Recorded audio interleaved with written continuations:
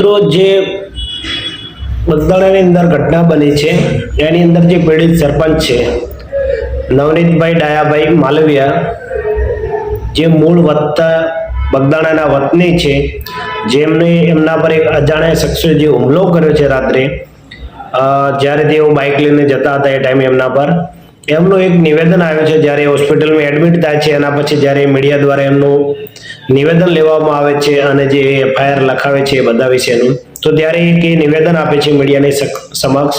તો એ નિવેદનમાં શું કહેવા માંગી રહ્યા છે એ મિત્રો આપણે એકવાર સાંભળીએ અને એના પછી આપણે આગળ વધીશું કે શું કહેવા માંગી રહ્યા છે, શું પ્રોબ્લેમ હતો.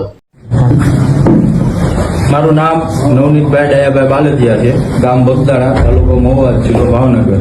અત્યારે જે સોશિયલ મીડિયા ઉપર બધું ચાલી રહ્યું છે એમાં ખરેખર હકીકત મારી હારે જે બનાવ બન્યો છે માયાભાઈના હારે વાતચીત કરવાથી એનું મારી પાસે પ્રૂફ છે.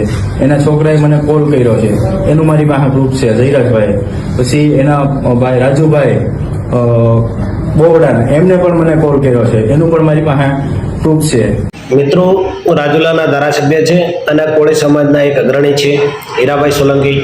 એમણે પણ આ ઘટનાને લઈને એક મોટું નિવેદન આપ્યું છે અને એમને પોલીસ પર અનેક આક્ષેપો પણ કર્યા છે કે કેટલી હદ સુધી સાચા છે, શું છે એ તમે એમનું એકવાર નિવેદન સાંભળી લો અને એના પછી આપણે આગળ વિડીયોમાં આગળ વધીશું. શું કહેવા માંગીએ આ મારફતે એવું કહેવા માંગુ છું કે સાચી દિશાએ તપાસ થાય અને જે કોઈ ગુનેગારો હોય એ ગુનેગારોને બચાવવાના પ્રયત્ન ન કરે એ આપના માધ્યમથી કહેવા આવ્યો છું.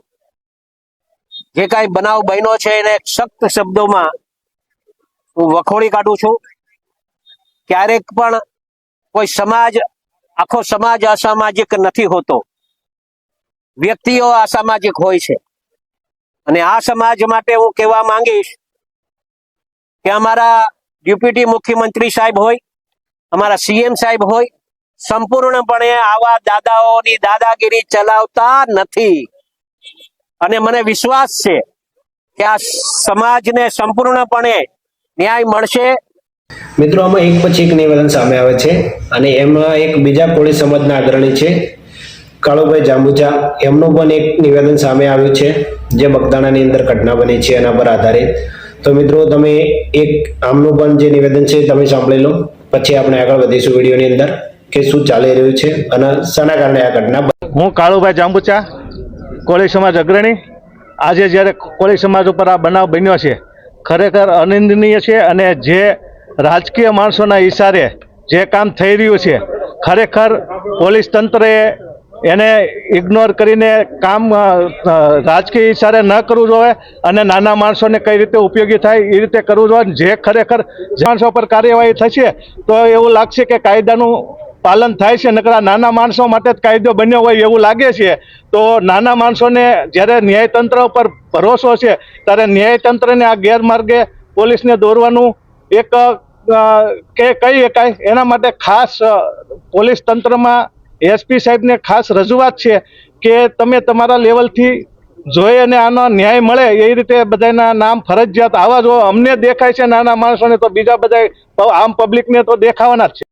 હીરાભાઈ સોલંકી જ્યારે પીડિતને જઈને મળે છે એના ગણતરીના કલાકોની અંદર જ મિત્રો બગદાણાના જે પીઆઈ હતા ડેવી ડાંગર, એમને તાત્કાલિક ધોરણે બદલી કરવામાં આવી છે. જે તમે જોઈ શકો છો કે એમને તાત્કાલિક ધોરણે બદલી કરવામાં આવી છે અત્યારે.